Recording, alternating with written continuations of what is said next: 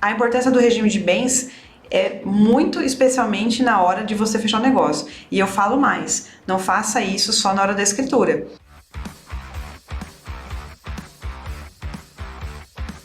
Sejam bem-vindos ao quadro Negociação em Foco. Aqui nós discutimos às terças e quintas temas sobre negociação imobiliária, estratégias negociais, estratégias jurídicas para negociação de imóveis e vender todos os meses.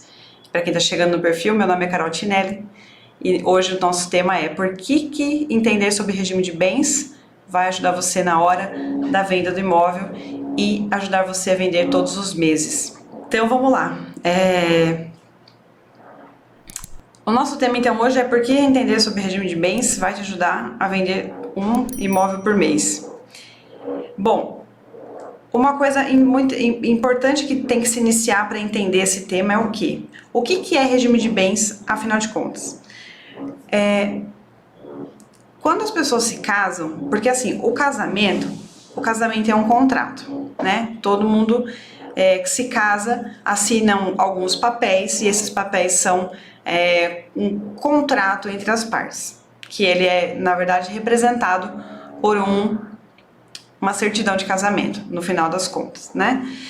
Mas o que é regime de bens? O regime de bens são normas específicas que as partes determinam dentro do casamento delas, que vai reger todo o período durante o casamento e posterior ao casamento. Então, o regime de bens, ele vigora durante o casamento e depois do casamento, se houver um divórcio ou se houver um falecimento dos cônjuges, de um dos cônjuges, tá?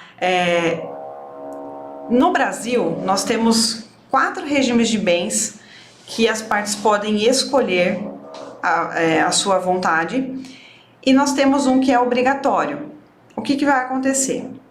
Quando a pessoa vai ao cartório se casar, ela escolhe um desses 4 regimes, ou a lei vai impor a ela um regime de bens. Quais são? Nós temos o regime da comunhão parcial de bens, comunhão universal de bens, participação final nos aquestos e separação total de bens. Tá? Esses são os 4 regimes de bens existentes que as partes podem optar. E ainda nós temos a separação obrigatória de bens, que vai depender de algumas condições que a lei impõe, que aí o casal, os cônjuges têm que casar naquele regime de bens imposto pela legislação, tá? E assim, o regime da comunhão parcial de bens é aquele mais comum, é o regime legal. Ele é comum porque é o que as pessoas normalmente escolhem, porque é aquela construção do patrimônio entre o casal. Então as partes escolhem e tudo que elas adquirirem durante a vigência do casamento, elas esses bens vão se comunicar, tá? E aí o que acontece? Essa comunicação, ela acontece com bens onerosamente adquiridos durante a vigência do casamento. O que quer dizer isso? Quer dizer que quando o casal recebe por meio de doação ou herança bens, esses bens não se comunicam entre eles na parcial de bens. E essa doação, por exemplo, só passaria a ser dos cônjuges, dos dois, se acontecesse de ter na própria escritura de doação a menção que é para o casal a doação e não só para um deles. Se vier assim na escritura, doado para João, casado com Maria, sob o regime da comunhão parcial de bens, esse imóvel é só do João. Se vier que João, os donatários são João e Maria, aí tudo bem, esse bem vai se comunicar. Então a parcial de bens ela é mais comum por quê? Porque é a construção do casal ao longo do casamento para ter a comunicação dos bens. Na universal de bens, o que acontece? O casal escolhe casar na universal de bens e aí todo o patrimônio deles de antes do casamento e depois do casamento vão se comunicar, tá? Até mesmo doações, até mesmo herança. Então tudo se comunica, mesmo que apareça que o donatário é só determinada pessoa, o seu cônjuge vai ter a comunicação desse imóvel. Comunicação quer dizer o quê? Metade do imóvel para cada um, tá? Então, na hora de você, se você, por exemplo, tá fazendo uma operação tá trabalhando com alguém, vai fazer uma doação ou uma venda e compra, você tem que conhecer esses regimes para saber quais são as implicações que isso pode acontecer na prática, tá? Na participação final dos aquestos durante toda a vigência do casamento, não existe comunicação de bens, cada parte trata como se fosse uma separação total, tá? Isso daí, na participação final dos aquestos acontece. Então, as partes, durante a vigência do casamento, fazem o que quiserem com os seus bens, mesmo que foi adquirido durante o casamento. Isso vai gerar o quê? Que se houver uma compra de um imóvel por um casal que é casado na participação final dos aquestos, se não for mencionado que o outro cônjuge também é comprador, esse imóvel vai ser só da pessoa que comprou mesmo, tá? E nós temos a separação total de bens, onde não há comunicação de nenhum bem entre os cônjuges, tá? E aí nós não estamos falando da separação obrigatória que é imposta pela legislação, nós estamos falando de uma separação convencional, onde as partes decidiram optar por aquele regime de bens. E aí tem uma coisa muito relevante que acontece, que os corretores de imóveis precisam saber na prática. Por quê? Porque muita gente não sabe, mas no regime que não é legal, que é o da parcial de bens, então nos regimes da comunhão universal, participação final dos aquestos e separação de bens convencional, é necessário se fazer um pacto antinupcial. O que é isso? Como o regime de bens da parcial é o regime imposto pela lei, pela escolha, é o regime que, se as partes não optarem por nada, vai ser a parcial, vamos dizer assim, porque é a legislação que impõe, não precisa desse pacto. Agora, os demais, quando as partes escolhem, elas precisam fazer esse pacto. Onde que é feito esse pacto? Na prática, gente, isso é muito importante. Por quê? Porque o cartório de imóveis vai pedir, o cartório de notas vai pedir, tá? O pacto antinupcial, porque ele desenha todo o contexto do regime de bens das partes. Sabe o contrato, que é o casamento? Nós temos o pacto, que é como se um contrato fosse, que traz a informação de que o regime de bens escolhido pelas partes não é o regime legal da parcial, mas sim o da universal, participação final dos aquestos ou da separação total. E aí, nesse termo, nesse pacto, vem os pormenores de como serão tratados os bens das partes durante a vigência do casamento. Esse termo, esse pacto, ele é feito no cartório de notas antes do casamento. Antes, tá? Por que é antes? O casal vai habilitar o casamento no cartório de registro civil. O que é habilitar o casamento? Marcar o casamento. Lá eles já vão ter que escolher o regime de bens. Quando eles escolhem o regime, se eles disserem no registro civil que eles vão optar por um regime que não é o legal, que não é o da parcial, eles vão ter que fazer esse pacto. Aí o casal vai até o cartório de notas, faz a escritura de pacto antinupcial. Na venda de imóvel, não basta só apresentar a escritura. É preciso apresentar o registro dessa escritura. E onde fazer o registro da escritura? Vocês precisam orientar a parte, o vendedor no caso, e também o comprador, porque se ele for casado em outro regime de bens que não o da parcial e ele tiver esse pacto tem que estar registrado no registro de imóveis, tá? Esse pacto tem que estar no registro de imóveis. Qual registro de imóveis? Pessoal, voltou aí? Parece que deu uma falha da minha internet aqui. Tá tudo certo? Bom, vamos lá. Se tiver algum probleminha, me avisem aqui, tá?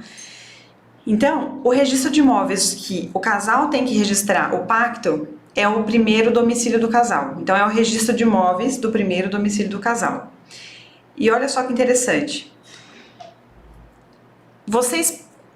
A escritura de pacto, ela só pode ser registrada após o casamento. Então, olha o passo a passo.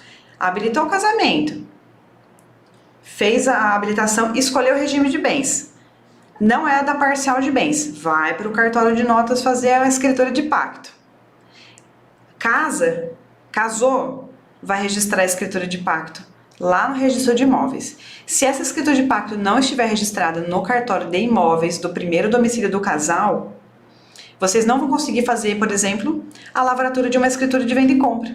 Não vão conseguir fazer uma doação, não vão conseguir fazer absolutamente nada, se for um regime diferente da parcial de bens, que é o regime legal, tá? Então, fiquem muito atentos a isso, porque isso é um documento imprescindível na hora de vender um imóvel. Combinado? Então, já fiquem cientes que esse registro é importante. E ele sai como se fosse uma matrícula mesmo. Sabe aquele papel amarelinho que deixa eu tomar. Aquele papel amarelo como se fosse uma matrícula? É aquilo lá que sai. É igual, tá bom? Então, esse é o registro do pacto. É super importante. Lá vai ter desenhado todo o regime de bens escolhido pelas partes. E aí você vai me perguntar assim, onde que eu vejo o regime de bens? Depois que eu casei, onde que eu vejo isso? Na certidão de casamento. Na certidão vai sair casado na parcial de bens desde tal data. Vai ter uma data lá, né, que é a data do casamento. Também vai sair o seguinte, se não for o regime da comunhão parcial de bens, vai sair o quê? Conforme escritura de pacto antenupcial. E por que não vai mencionar o registro nesse momento, na certidão de casamento? Lembra que eu falei que a certidão, ela sai com essa menção? Mas, para você registrar o pacto, você precisa ter casado. O seu cliente tem que já ter casado. Então, quando você pegar um regime que você vê lá na certidão, comunhão universal, separação final nos aqués e separação total de bens, participação final dos aqués, desculpa, e separação de bens, você já tem que saber, agora você já sabe, que você que está vendo aqui, você já sabe que você precisa pedir o registro do pacto. Não é só a escritura não resolve. Se a pessoa te apresentar só a escritura, você tem que orientá-la a registrar o pacto. Ah, mas ele casou em 1990, ainda dá para registrar o pacto? Normal, vai lá e registra, se não foi feito ainda, tá? Então, esse documento é imprescindível para vocês conseguirem fazer uma escritura de venda e compra, senão vocês não fazem. E também para fazer um contrato bem feito. Bom dia para quem está chegando, pessoal, bom dia. Então, se você já sabe que precisa pedir esse registro para fazer o contrato de venda e compra desse imóvel que você está intermediando a venda, já pede. Por quê? Você já está se antecipando ao seu cliente, tá? Você já vai esclarecer para ele que você precisa desse documento. E o que vai acontecer, que é super importante? Se você quer celeridade, se você verificar que esse pacto não está registrado, corre para registrar, orienta o seu cliente a fazer isso. Por quê? Porque lá na escritura vão pedir. E imagina você chegar na hora de lavrar a escritura e você não ter o registro do pacto, do regime de bens. Vai atrasar o processo de venda, você não vai receber a sua comissão e você não vai gerar tanta confiança assim no seu cliente para que ele volte com você e faça novas operações de venda e compra contigo, tá? Então, saibam esse processo porque ele antecipa muita coisa, tá bom? É muito importante mesmo. E assim, qual que é a importância do regime de bens? Olha só, muito especialmente em relação à anuência de quem está vendendo. Se um casal adquiriu na parcial de bens durante o casamento e só um dos cônjuges comparece na venda, esse documento, essa venda pode ser anulada, tá? Não pode, se a compra foi onerosa, se foi uma aquisição onerosa na vigência do casamento e você não pediu a anuência de um dos cônjuges, você pode ter problema no futuro e o seu cliente comprador pode vir a perder se alguém reivindicar essa venda e compra, tá? Então, sempre preste atenção. Quando foi a data do casamento? Vocês têm que observar isso. Data do casamento e regime de bens. Foi antes do casamento, ele comprou solteiro, a pessoa comprou solteira, e depois ela vai vender, normalmente se pede o comparecimento do cônjuge para ele tomar ciência, não é uma anuência, tá? Agora, se for aquisição onerosa, os dois têm que comparecer. Se for regime da comunhão universal de bens na venda, os dois têm que assinar, os dois. E muita atenção também a esses regimes quando você vai fazer uma venda que tem financiamento. Por quê? Porque o financiamento, ele gera dois registros, um da venda e compra e um da alienação fiduciária em garantia, que é um ônus na matrícula. Quando você tem um ônus, a legislação é clara que os dois têm que assinar também. Então, se você levar um documento do banco com a pessoa, por exemplo, casada na Universal de Bens e um dos cônjuges não tiver assinado, você não vai conseguir registrar. Isso vai atrasar todo o seu processo de venda, vai atrasar a sua comissão, não vai ter segurança jurídica, o seu cliente vai ficar incomodado com isso e provavelmente ele não vai mais te procurar, porque você, ao invés de facilitar a vida dele, você gerou problemas. Não registra, não libera dinheiro, um monte de coisas, tá? Então, a importância do regime de bens é muito especialmente na hora de você fechar o negócio. E eu falo mais, não faça isso só na hora da escritura. Analisa isso lá na hora do contrato de venda e compra. Porque se você não fizer essa análise e alguém assinar o contrato de venda e compra e não podia assinar sozinho, a escritura vai barrar. De repente alguém já recebeu entrada porque você fez o contrato sem a anuência, tá?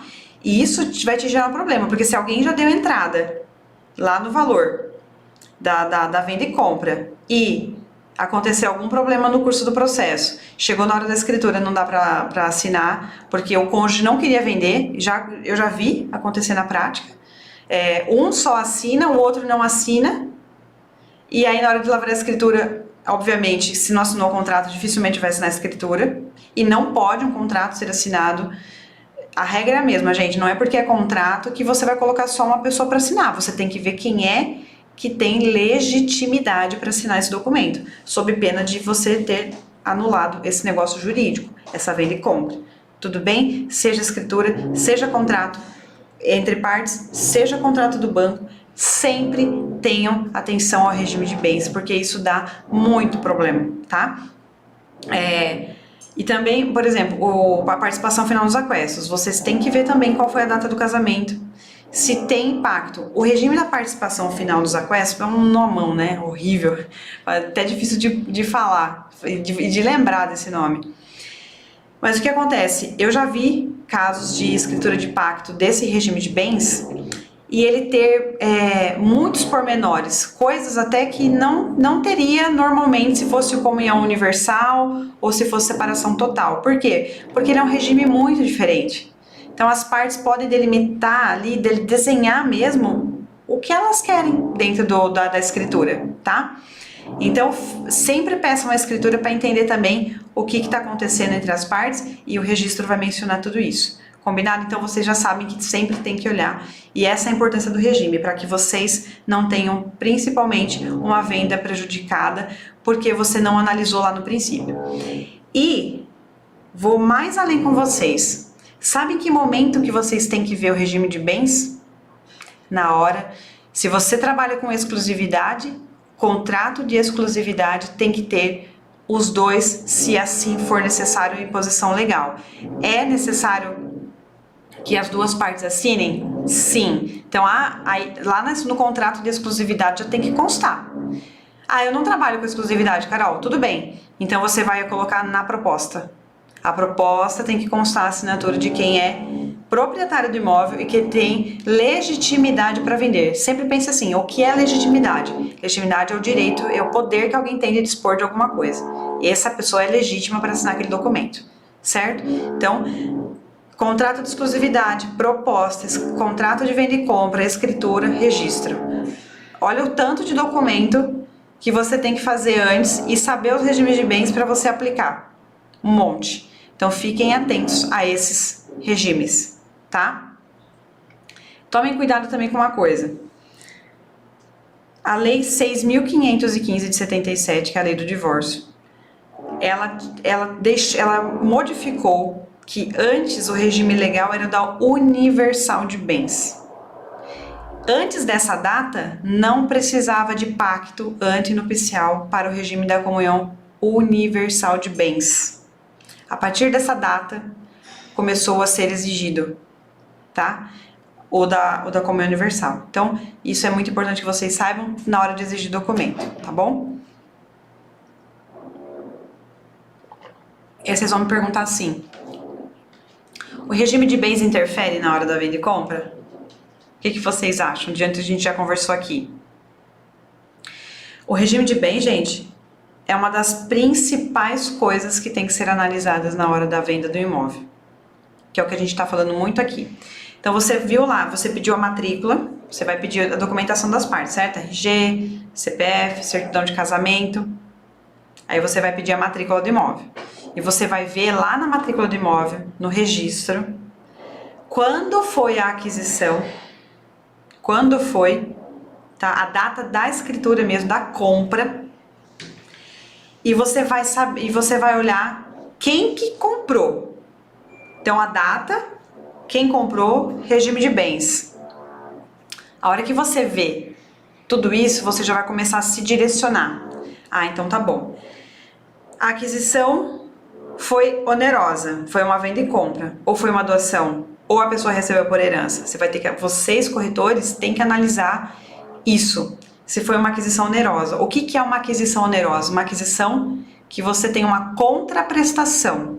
Você paga por aquilo, resumidamente falando. Ah, então tá bom. Se foi uma aquisição onerosa, houve contraprestação, quem comprou? Ah, comprou só uma pessoa, ela era solteira. Ah, mas Carol, agora ela parece casada na matrícula. Ah, então tá bom. Se ela comprou solteira, aparece casada na matrícula agora. Por quê? Porque na matrícula você tem que ir atualizando a matrícula, você tem que atualizar regime de bens, se teve venda e compra, se tem ônus na matrícula, um monte de coisa. Você tem que ir analisando com paciência ali tudo que tivesse na matrícula. Tudo é importante, tudo, tá bom? Então tá. Então você viu que a pessoa comprou onerosamente antes do casamento, né? Comprou lá, beleza. Você viu que era solteira. Aí você viu que ela casou. O que você vai olhar? Qual foi a data do casamento e qual foi o regime de bens escolhido pelas partes? A Carol foi a parcial de bens. Ó, você já tem uma informação super importante aqui. Se foi parcial de bens e a pessoa comprou onerosamente antes do casamento, se o cônjuge não comprou junto, no caso não comprou porque ele comprou solteiro, essa pessoa, o cônjuge que não tem comunicação, não tem 50% do bem, tá? Então o que vai acontecer? Agora esse casal, eles vão vender casados, certo? Vão vender casados. Como que vai acontecer aqui? Você não precisa, o cartório vai exigir que o cônjuge compareça na hora da escritura. Você, sendo um profissional que já está ciente dessa situação, vai exigir que o cônjuge assine o contrato de venda e compra. Por quê? Para que ele tome ciência e não reivindique isso no futuro, tá? Na união estável é a mesma coisa. União estável, presume-se que as partes são casadas na parcial de bens. Carol, eu não tenho escritura de união estável. Tá. Quando foi a união? Quando que ela começou? Então você tem que saber se no período, durante a união estável, houve a aquisição onerosa. Se houver aquisição onerosa, a participação do meeiro ou da meeira, e do cônjuge, né, do companheiro, no caso, a gente chama, em união estável a gente chama de companheiro. Não se usa mais o termo de concubina, esse termo já está em desuso, vocês têm que usar o termo companheiro ou companheira. Não é amaziado e amaziada, também escuto bastante isso, não se usa mais isso. Embora aí na prática vocês ainda ouçam, quando alguém falar isso para vocês é porque as pessoas estão em união estável, tá? Agora imagina se essa situação que eu mostrei, por exemplo, a pessoa comprou solteira. Aqui é uma aquisição onerosa porque foi compra, certo? Certo. Aí ela casou, aí foi no regime da comunhão universal de bens. Se foi na comunhão universal de bens, comunica o bem, 50% para cada um, tá? E aí o que vai acontecer na hora da venda? Obrigatoriamente, os dois têm que assinar o contrato, a proposta, tudo. Carol, é separação de bens. Eu vi lá que é separação de bens. Não tem comunicação. Comprou solteiro, casou na separação, não comunica. Separação final dos aquestos, não comunica. Exceto se, obviamente, no registro lá na matrícula, constar que ambos foram adquirentes. Aí tudo bem. Então, na hora da venda, os dois têm que comparecer. Por isso a importância de saber ler uma matrícula, tá? Nós vamos falar disso aqui nas nossas próximas lives também, de como fazer a leitura de uma matrícula, o que você vê, quais são os pontos cruciais de análise para você entender em relação ao imóvel, quem vende, como vende, e na hora da compra, as vão do vendedor. E na hora da compra, quem que assina? Gente, vocês têm que sempre olhar o seguinte, o regime de bens ele vale tanto para quem vende quanto para quem compra. E qual que é a importância para quem compra? Você não está analisando a matrícula de quando a pessoa comprou para saber como que ela vai vender? É a mesma coisa. Se você falar para um casal que eles têm que adquirir, se eles vão adquirir onerosamente agora, ambos vão assinar porque eles estão adquirindo juntos, certo? Então, os dois assinam também, os dois vêm comparecendo. As propostas, eu sempre analiso muito os regimes para colocar sempre as pessoas necessárias. Tá na matrícula? É proprietário? Comunica? Então, assina, tá bom? No caso, ele compra um bem com o dinheiro do outro bem e já está com a companheira. Ele tem direito? Olha só, na comunhão parcial de bens, pela regra geral, né? Na união estável vale o regime da comunhão parcial de bens. Quando uma pessoa adquire um novo bem com o dinheiro anterior da venda do bem de quando a pessoa comprou solteira, por exemplo, que é a pergunta aqui do Rose Souza, né? O que vai acontecer? Se não for declarado na nova aquisição que esse dinheiro foi proveniente da venda, essa nova aquisição foi adquirida com o dinheiro anterior e da pessoa só dela, que não teve participação do novo ou do cônjuge ou do companheiro, presumir-se-á que tem comunicação. Então, quando há uma compra, essa é uma dica muito valiosa, se vocês forem trabalhar numa compra aí, intermediar uma venda, que alguém está comprando com dinheiro de venda de imóvel anterior, que ou recebeu por doação, ou veio por herança, ou comprou solteiro, que em tese não haveria comunicação, mencione que não vai haver comunicação, que foi comprado com dinheiro particular, sob pena do cônjuge ou do companheiro também ter participação nesse imóvel, tá bom? Então sempre peçam conste isso em contrato e conste isso depois na escritura também, para não ter problemas, tá legal? Deu pra entender, Rose? Tá? Então é assim que funciona, sempre mencione. Quanto mais informações vocês tiverem, melhor. E nós temos, assim, vários imóveis, né? Vários regimes que precisam da anuência. Comunhão parcial e universal são 2 deles. Então, sempre exijam. Lembrando, proposta. Se trabalha com exclusividade, lá no contrato de exclusividade, instrumento particular, escritura, porque no registro vai precisar, tá? O que eu vejo muito corretor errar na prática? Chegar o documento, vem só a certidão de casamento desatualizada, porque olha só, gente, tem uma outra coisa. Às vezes parece excesso pedir coisas atualizadas, mas não é. Por que não é? Imagina uma pessoa que, por exemplo, ela casou no regime da comunhão universal de bens lá em 1984. Então, ela precisou do pacto, ela fez tudo bonitinho, registrou o pacto, tá redondo, tá? Só que o que acontece? O que eu vejo o corretor errar? Ele pede sua certidão desatualizada, mas no meio do caminho a pessoa já divorciou ou ficou viúva, e ela apresenta aquele documento lá no 84. Esse documento, ele não vai servir para você. Você tem que saber qual é o regime de bens da pessoa atualmente, tá? Atualmente. Ah, mas ela vai gastar. É melhor que ela gaste R$50 agora e te forneça um documento atualizado, constando o regime de bens e a situação atual de vida dela, do que você fazer um negócio jurídico desse e ter problema lá na frente, porque ela não te contou um monte de coisa. Por quê? Na certidão de casamento, para quem não sabe, por exemplo, a certidão de nascimento, ela fica retida quando a pessoa casa. Esse é o primeiro ponto. Então, se a pessoa falar para você que ela é casada e te apresentar uma certidão de nascimento, suspeite. Tem alguma coisa errada, tá? Ela não pode te apresentar uma certidão de nascimento, ela nunca mais vai ter acesso. Ela pode tirar uma segunda via? Poder, ela pode. O que ela não pode é usar o documento. Isso ela não pode fazer.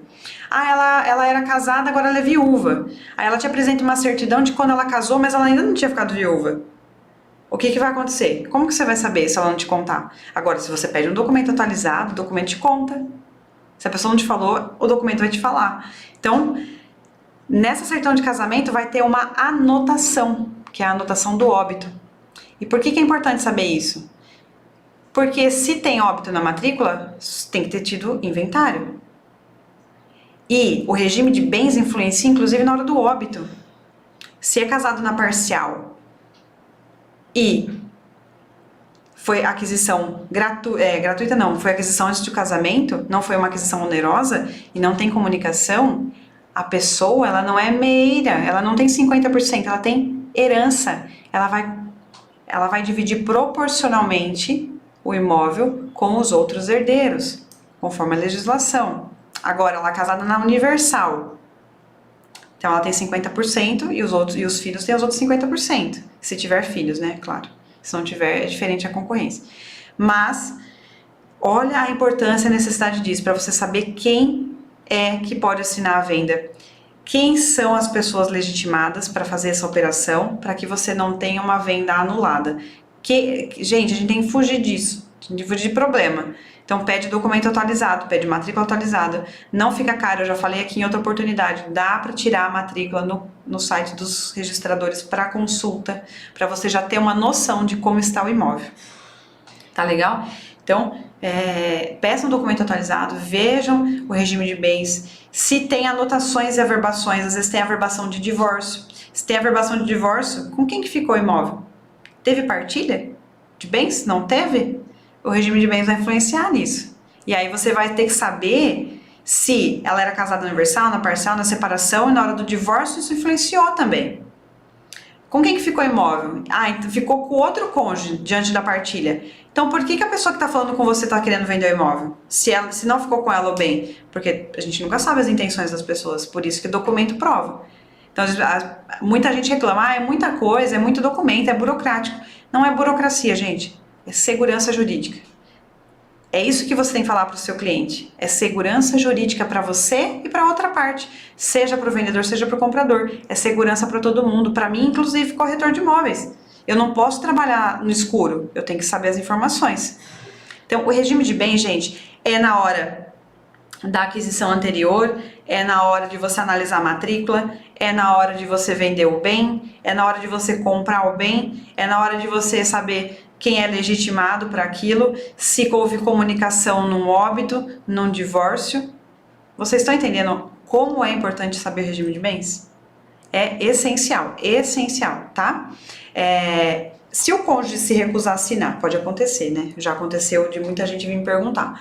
Ah, o cônjuge não quer assinar e ele precisa assinar. Existe um negócio que é um processo judicial que chama suprimento de consentimento. E aí lá nesse suprimento de consentimento, e aí vocês vão precisar de um advogado para fazer isso, porque tem que entrar com ação judicial, né? Esse suprimento de consentimento é possível para hipótese de negativa. Logicamente, tem que entender quais são os motivos da negativa, né? Não é simplesmente, não é qualquer motivo, mas vocês vão ter que conhecer o caso concreto para saber o que pode demandar essa necessidade, tá? Tem casos de vendedores e de compradores que mudam o estado civil, mudam o regime de bens, tá?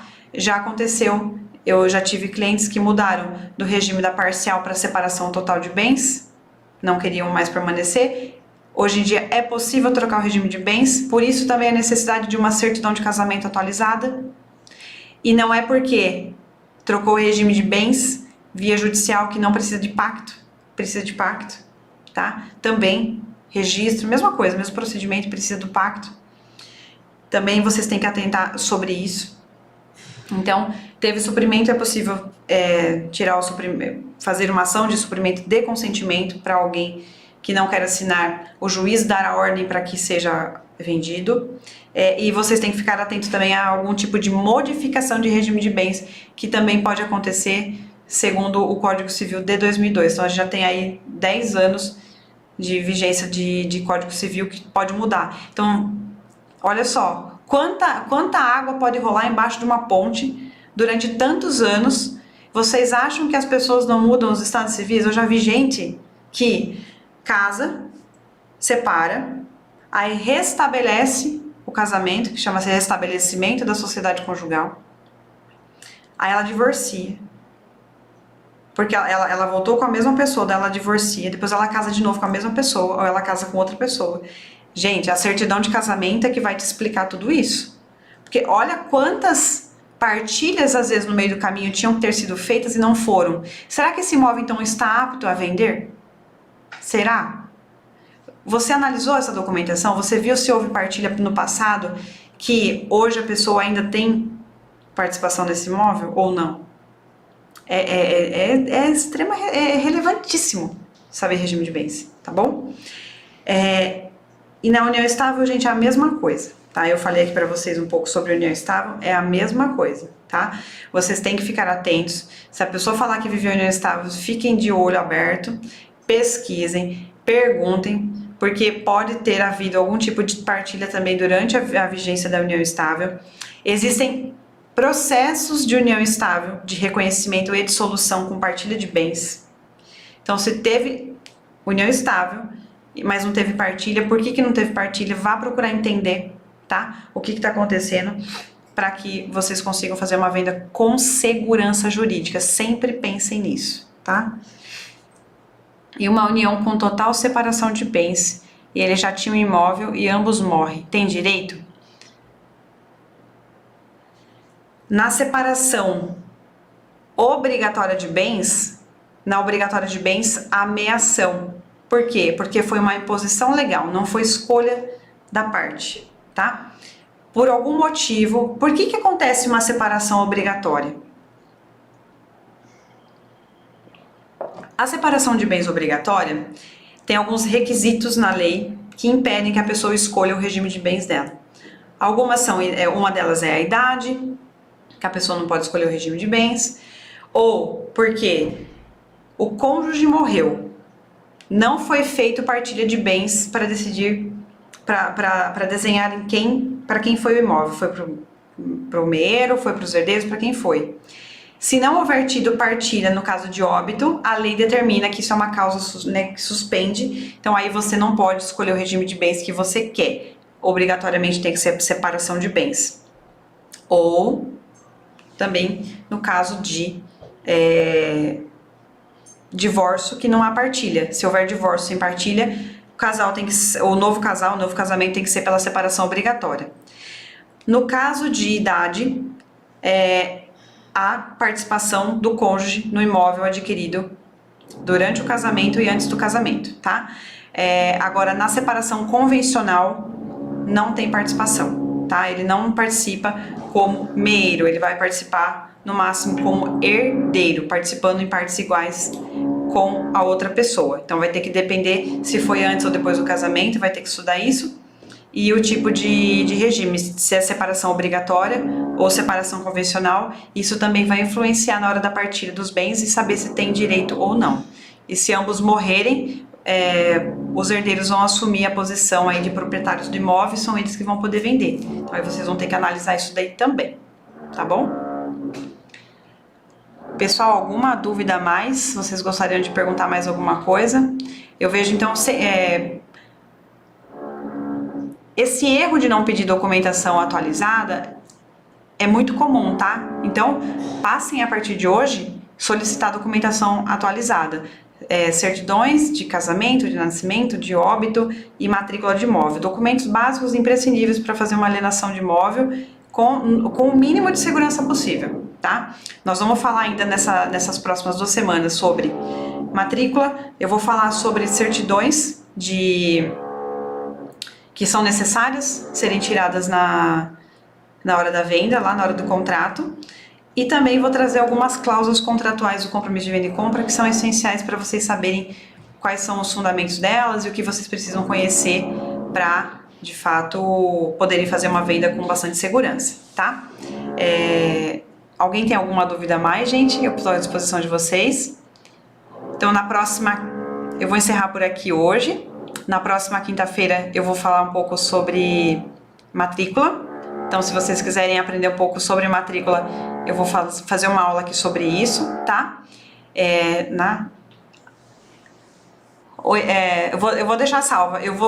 A gente vai tirar ela do ar algum tempo e depois a gente volta a ela, tá bom? Aí você pode assistir de novo, tá? Acredito que ainda hoje ou amanhã ela já tá de volta aqui pra vocês, tá bom? Pergunta: casal fez aquisição solteiros, casam e divorciam. É necessário carta de sentença para venda?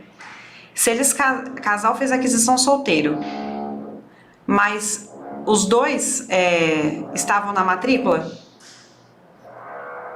Os dois estavam na matrícula? Sérgio, como que foi essa aquisição? Se eles compraram, se só tinha um na matrícula, casou na comunhão parcial de bens, na parcial de bens, só tinha um, casou na parcial, divorciou, eles não vai ter comunicação com esse imóvel, o anterior, tá? Não tem comunicação. Então, a própria certidão de casamento, ela vai explicar isso para vocês, se foi antes, depois do casamento ou aquisição. Os dois adquiriram, então eles já adquiriram 50% para cada um, certo? Se eles casaram, beleza. Então, se eles estão os dois na matrícula, casaram na parcial de bens, onerosamente, eles já compraram juntos, 50% para cada um, não vejo necessidade de carta de sentença.